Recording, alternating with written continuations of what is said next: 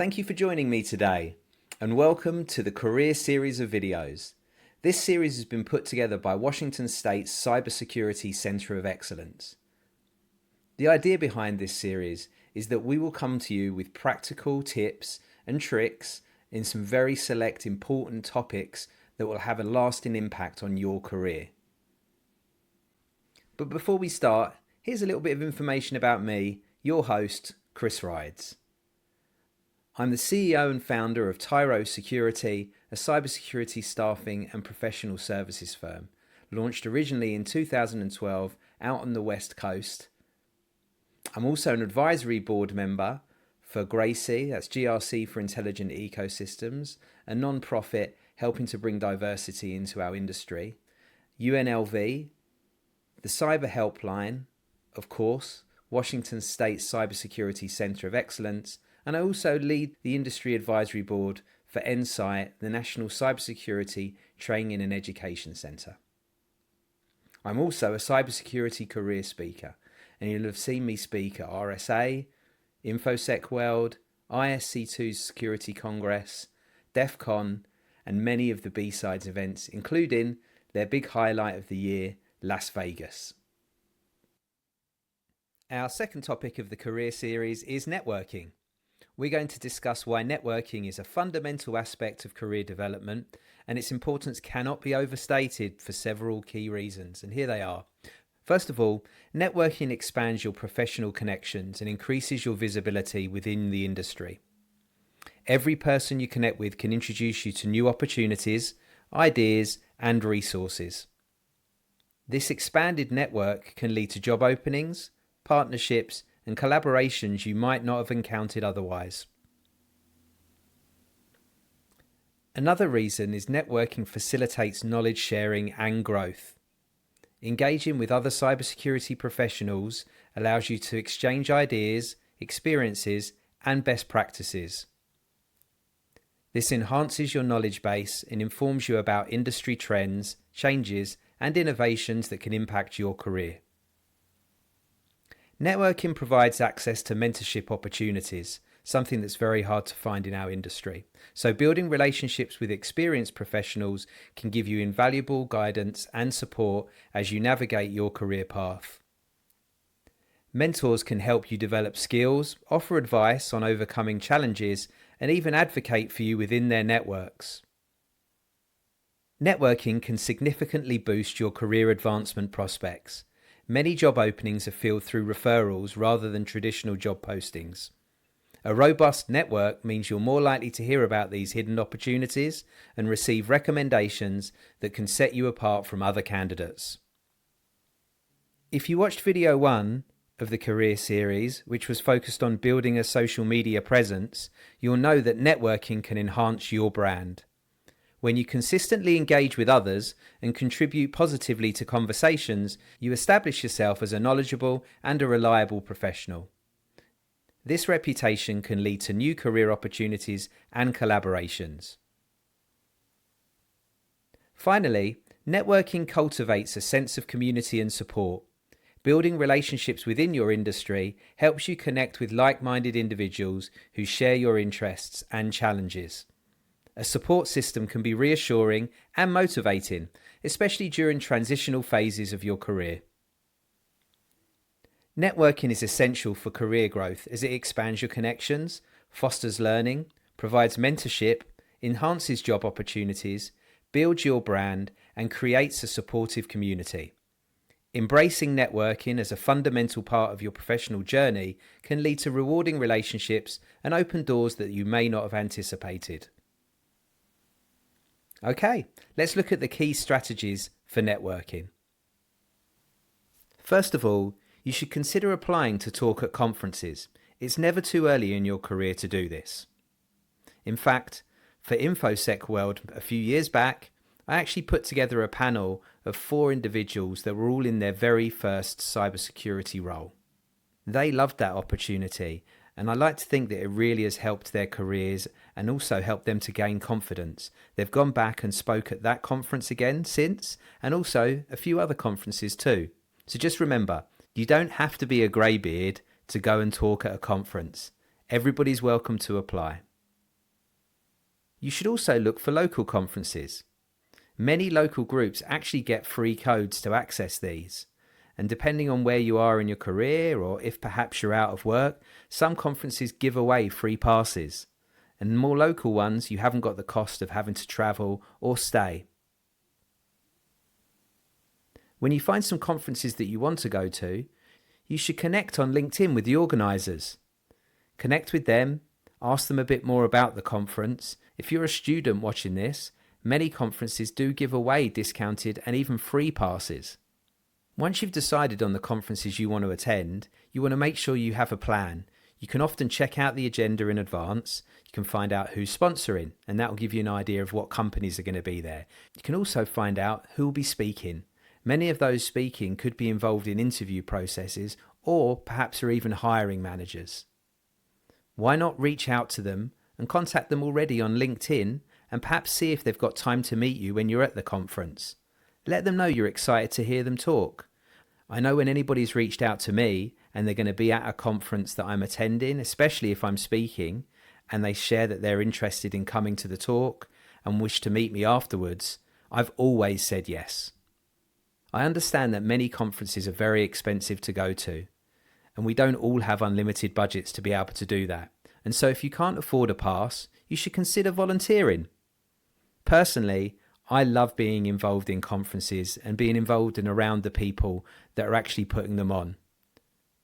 Almost all conferences have volunteers that have been involved with them for many, many years. And I can promise you, it will give you a substantial networking opportunity. In fact, most of the time, much better than just attending.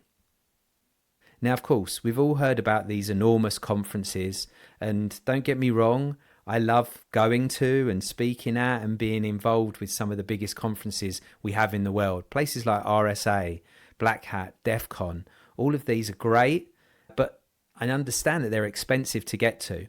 And so you may want to consider the B-Sides events. I've been involved in speaking at B-Sides events now for over 10 years, and they're all over the world. In fact, if you check out your local city, you may well find that there's a B-Side event already taking place. B-Sides are great events. Initially, when they were first put on, they were like the B-side of a record. I'm not sure how many of you know much about vinyl, but the B-side of the record meant that there was the A-side, which were the big conferences, and then the B-side would be a smaller, lower cost conference that you could go to at the same time. I think these B-sides are great events. The tickets are generally very, very cheap. They have lots and lots of volunteer opportunities. They have some amazing original content, and they have a very close-knit, inclusive feel. I've been involved with B-Sides Las Vegas for many years now, and I can tell you that when you go to B-Sides Las Vegas, it kind of feels like DEF CON did many, many years ago. And so the people that I've invited to come to B-Sides Las Vegas, for many of them, they went to some of the original DEF CON events, and then they come to B-Sides with amazing positive feedback, telling me how much it reminds them of the old days in Vegas at the conferences. So it has a really inclusive feel, great place to be, so try and get involved. Another thing you can do is to get involved with these online cybersecurity networking groups. Of course, there's some very obvious places to find them. LinkedIn has plenty of groups on there. They're not always the best of groups, and I find that they tend to be full of a lot of spam. So for me, that's probably not the ideal place, but certainly you can ask people on LinkedIn. Obviously, you can go on Facebook, Twitter, people that are in the cybersecurity industry, and ask them about the kind of channels and networking groups that they're involved in. Ask the people that are locally in groups. You want to find out and look for local Discords or Slack channels. You can join online forums, discussion boards. You can go to places like Reddit, Quora, Stack Exchange. They've all got active cybersecurity communities. Of course, you can attend virtual cybersecurity conferences and webinars and those sort of things, and you can network with people on there. And don't be shy to ask about this sort of stuff. The great thing about the online networking groups is it's a really nice fit for people that are a little bit more introverted than some others. Other places that we'll talk about a little bit later, but certainly when you attend groups for local professional organisations, ISACA, ISSA, Cloud Security Alliance, ISC2, places like that, ask them about what local Discord and Slack channels there are. Remember, if you can't find a relevant group, search harder. There's many groups out there, and before you go to the trouble of actually creating one yourself, just make sure there's nothing else locally happening. But like I said, if in doubt, you can still create one. If you've got access to Slack, or if you can set up a Discord, then do that and try to bring your local community together. Just make sure you're a really valuable part of these online discussions. Don't be shy, ask your questions, get involved in whatever the conversations that people are talking about, and be a really valuable part of that online community. You really should consider participating in cybersecurity workshops and training programs. If you attend these sort of training programs, it's a great place to meet other cybersecurity professionals and expand your network. The other thing is, in this industry, you're expected to show that you're constantly developing professionally. So doing these sort of cybersecurity workshop and training programs are a great idea. Now, of course, some of these courses and workshops can be costly, but some are free. So there's something for every budget. Now, if you have the budget to go and pay for workshops or courses, there are quite a lot of opportunities open to you. And I'd say most of the big conferences, and even some of the smaller ones, usually before the conference starts, have 1 or 2 days of workshops that you can pay to attend, often hosted by some of the most well-known names in our industry. Now, when it comes to free courses, there's plenty of places to find them. You can go to platforms such as Coursera, Udemy, EDX. They have many free cybersecurity courses and workshops on there. Other places you could consider are places like Cybrary or the Security Tube, or checking out for any videos that are up on YouTube. On some of the websites of cybersecurity organisations and associations, you'll actually find free courses on there too. Places like the SANS Institute, OWASP, and the Cybersecurity Infrastructure and Security Agency, CISA, often has training resources. You should keep an eye on cybersecurity blogs, forums, websites. Often they mention free training materials, so check them out. Obviously go for the ones that are most well known. You don't want to be signing up to courses to websites where you're concerned about the data you're putting in is going. So check out places like maybe Hacker News, Krebs on Security. You can also check out some of the big universities and educational institutions. Places like MIT, Stanford Online, Harvard Online, they often have free courses, and that's a great place to learn, especially when you're learning from some of the faculty from some of the most well-known universities in the world. Outside of that, it's always worth double-checking for government-sponsored cybersecurity training programs and initiatives. Places like the Homeland Security, CISA, as we've already mentioned, and there's a few other places that they sometimes offer free courses. Now, if you're looking to do something a little bit more technical, that's not always the best place to go, but there's often training and workshops available. One final tip for you: when you do join some of the local organisations and groups, occasionally they will be hosting free training on certain certifications. Now, often at the end of that training, you may have to buy the exam, but there are sometimes opportunities to get free exam tokens. These are very hard to get, so don't expect them, but I've heard them come up before. Now, I'm not going to take too long on this slide because hopefully by now you've already watched video 1 from this career series around connecting with people and utilising social media. So connecting with cybersecurity professionals on LinkedIn should be an expected piece of advice. Now remember, when you connect with these professionals, you can share insights, you can build relationships, and you can create an even bigger network. So if you didn't watch the previous video, please ensure you do. LinkedIn and utilising it correctly will be key to the job opportunities that you get and the career that you build. You should absolutely attend local cybersecurity meetups. I've got to say, this is something that really helped me in my career, and I think I would have struggled to get my business off the ground without being involved in the local community. It's a great way to meet like-minded professionals, and you can network with many others in our industry. So example meetups that you'll find across the world in many cities are organisations like the Cloud Security Alliance, ISSA, ISACA, OWASP, ISC2. They're all places where they often have local chapters. They want people to be involved in the community. And much like conferences, you can volunteer, you can actually get on the board to help your local chapter. And these are the sort of things that look great on a resume and are great opportunities to network. There are also many smaller meetup groups. And if you go to places like Eventbrite, Meetup, you can look for groups that focus on things like IT, as well as specialist cybersecurity meetups. Now, if you can't find one, so for instance, you're in a smaller town, the city's a bit too far, I would absolutely recommend that you start one. I can guarantee, even in the small town that you're based in, there's probably a handful of people that are passionate about cybersecurity or would like to learn more. So again, if you can't find it, then go out and start it. And you may well find yourself a director on a founding chapter of one of the above organisations. I know that's what happened to me, and as I said, it was a great opportunity. These local meetups are also a fabulous place to start your speaking career. Many of them will give people opportunities to come and do small talks about some of the experiences that they've had. And as we discussed earlier on in this video, it's never too early in your career to be involved in speaking and presenting at conferences. So why not start with a local meetup? It's a great way to build your confidence as well as meet and network with new people. Now, to run on from the slide above, I mentioned a little bit about volunteering for cybersecurity organisations.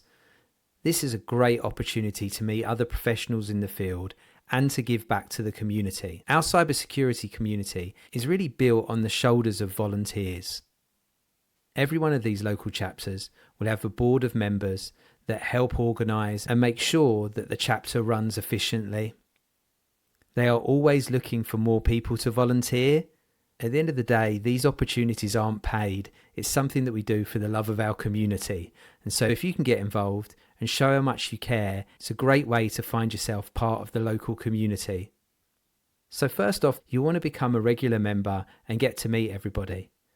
After you've been attending for a while, there might become some opportunities to become a board member.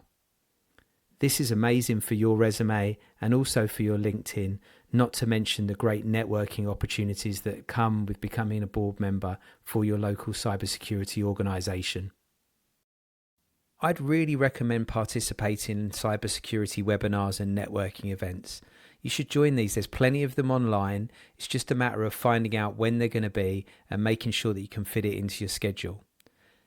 Now, many of the places we talked about earlier that you would be able to go to try and find Discord channels and Slack channels are the same places you'll find these webinars discussed. So all of the security groups, many of those started doing online meetings back when the pandemic happened, and they've continued to do the odd online meeting. So that's a great place to find out about these. Also, quite a lot of the diversity organisations also put these on. Cybersecurity, WeSys, Cyberjutsu. I was just on a Oasis one. And so those are great places to find these webinars and online sessions. They really are a great opportunity to network and speak to people that you might never get to meet in person. I'd also recommend following cybersecurity experts and professionals on social media, such as LinkedIn and Twitter. I know certainly whenever I'm doing a Q&A or a webinar, I make sure that I post about it on there and share the time and how you can sign up. It's a great opportunity to connect with people.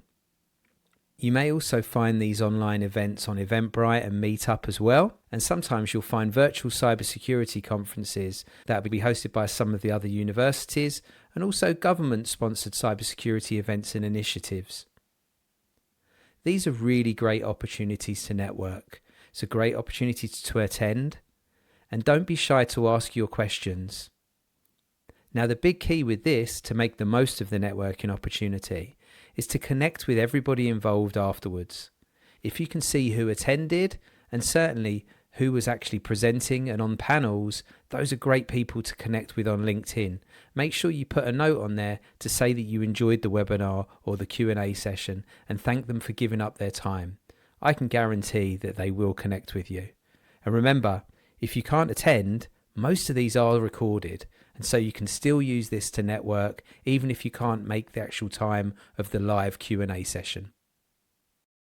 If you can find opportunities to collaborate on cybersecurity projects with other professionals, that's a great way to build relationships and expand your network. There are plenty of places you can find these, and if you start with places where you'll find the white papers, that's a great place to be first of all. So you can find the white papers being hosted on websites such as ResearchGate, SSRN or Google Scholar.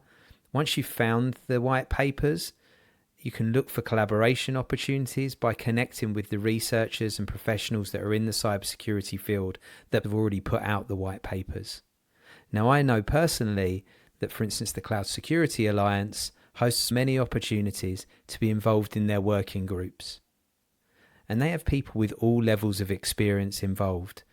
I know somebody that's been very heavily involved with one of the working groups, and she only has a couple of years of experience, and so don't feel frightened to reach out and see how you can be involved. Getting your name on a white paper is amazing for your career opportunities, and you get to sit in a room of experts and network with them just by being yourself and building a relationship and showing your passion for the project. These projects can also be discussed in interviews. As I mentioned, you can add them onto your resume, add them onto your LinkedIn, so they help you in multiple ways as well as networking. The other thing you could do is even put together your own group. Maybe get them all local and see if they can go out and help seniors or mum and pop shops with their cybersecurity. And off the back of that, write a white paper about what you found. Publish it. Write some blogs. There are plenty of opportunities to collaborate with others on projects and build your own networking groups. Now, you should absolutely try to seek out mentorship opportunities. Finding a mentor in the cybersecurity field isn't going to be easy, but you can find somebody that can provide you with guidance, support, and networking opportunities. It can really help to advance your career. Now, how do you find these mentors? Many of the things that we've done above to build our network are going to be ways that you're going to be able to spot and find those that might be able to mentor you. It's really important you build rapport and you find commonality with these people. Now, I know from experience, it's very hard for most of these people to build mentorship opportunities into their time. However, they are out there. And if you build the right kind of relationship before you ask for mentorship, then I think you've got a much better opportunity of getting what you need from the relationship. Now remember, it is a two-way relationship. You have to be reliable. If you don't take on board or follow some of their guidance, then you can't expect them to continue to want to give you guidance. This is a tough way of putting it, but ultimately, their time is more valuable than yours. The type of people that you're going to want to get mentorship from are people that are already established in the industry. And so naturally, you have to remember that they're giving you that time. Now, before you commit to doing something, you have to be 100% sure that you'll follow through. Committing to taking on board advice, committing to go off and doing something, following a call, and then not delivering it is a quick way to lose your mentorship opportunity. These relationships are like gold dust and they can significantly impact your career. I know many people that have managed to build mentor-mentee relationships and off the back of that have had great careers and ended up actually working for their mentor in various different positions. Now, when you're looking for these mentors, there are some organizations that actually do have mentorship programs. So if you look at places like ISACA, I think ISC2 may have one, certainly Women in Security, that's WESIS, Cyberjutsu, RAISIS, Cybersecurity, all of those have mentorship opportunities. I believe there are some mentorship platforms. I don't know a lot about them. And in my experience, I would just be very careful about platforms that have been set up for these sort of things. Generally, they're made to make money. And so if they're not charging you in one way, they must be making money from your data and what they're doing with it. Don't forget, for many of you, you've just got an associate's degree or a bachelor's, and you've got professors that are very experienced individuals. Those faculty could be people that you could connect with and ask about mentorship. Now, they're not going to be able to mentor the whole class, so they'll have to pick and choose who they will be able to mentor. The other thing to look at is that many colleges and universities have people that sit on the industry board of advisors. You should try and find out a little bit more about these boards. Who sits on them? What experience they have? Is there anyone there that perhaps you can use the commonality involved from the college that you've gone to actually build some rapport and see if they would consider taking on mentees? It's really important to be proactive in your search for a mentor. you're probably going to have to speak to multiple potential mentors before you find one. And you need to clearly articulate your goals and show enthusiasm and a dedication to learning and growing in the cybersecurity field. I can tell you from experience that many of the professionals that I know that have mentored previously and stopped mentoring is because the mentees never followed through on the promises that they made. So let's make sure, if you really want to mentor and somebody gives up their valuable time to help you, that you follow through and you do the best you can to deliver on what you've promised. And finally, I cannot emphasize enough the importance of being active on your social media for online networking. You've got to connect with cybersecurity professionals on all of the different platforms that you can, and you need to build relationships in the industry. We've already talked about that in video 1 of the career series, and I really encourage you to spend a long time looking through that video, making notes, and trying to ensure that you follow through all of the things that we advise. In terms of where you'll find these experts, some may have Facebook or Instagram accounts, but in my experience, that's usually their private accounts if they do have them, and so not somewhere where they want to connect with somebody in the industry. I'd even go as far as being concerned that those with Facebook and Instagrams that are out talking about cybersecurity perhaps aren't the experts that you'd be looking for. Likewise, you'll find this and many other videos on YouTube, and there are some great videos out there from experts, but be very careful about who you're learning from. Certainly I've seen people with over 100,000 followers that when you look up their background and try and find out a bit more about them, they barely have any of the requirements to be giving the advice that they give. Now, you should, of course, check out LinkedIn. It's going to be an absolutely essential part of networking. X, although I still can't stop calling it Twitter, is another place where you'll find many cybersecurity professionals hanging out. Of course, Reddit has a great sub for cybersecurity people. I'm not sure about the networking, as most people stay quite private, but I'm sure there's some networking going on behind the scenes. And finally, I know there's been a big push for people to move on to Mastodon Social, and that's another one that you should certainly check out. Finally, I'd like to thank you all for joining me today on this career series video. If you want to find out more about me, of course you can connect with me on LinkedIn. I also host the Route to CISO podcast, which is available on Spotify, Apple Podcasts, and also as a video on YouTube. This is a great way to find out more about CISOs that actually hire and their personal careers. And so I'd recommend the time it takes to watch through those and perhaps even connect with those CISOs and let them know that you found their career story interesting. Finally, I want to thank you all for joining me today on this Cybersecurity Career Series video. I also want to thank the Cybersecurity Centre of Excellence for Washington State for taking the time to put this series of videos together. Thank you all, and please do connect with me on LinkedIn and let me know how you found the advice.